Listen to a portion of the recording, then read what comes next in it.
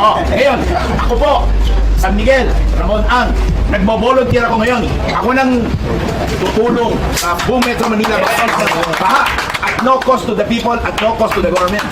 Housing tsaka eskwela sa ibabaw ng ilog. Solve na yung baha ng buong Metro Manila. Wala na kayo hanap ko yun, no? Ay. Bakit kayo nag-iisip lagi ng kung ano-anong nuclear solution? Samantala, pwede naman, simple lang. Linisin lang natin yung ilog. Kaya, pag may problema, huwag tayong magtuturuan, di ba? Hanapin natin yung problema, imbestigahan natin.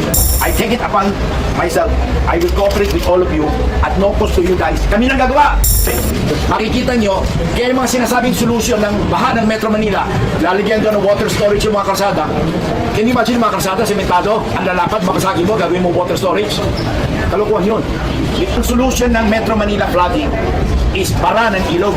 At yung mga tinayong sheet pile o tinayong kalsada, kailangan alisin, linisin.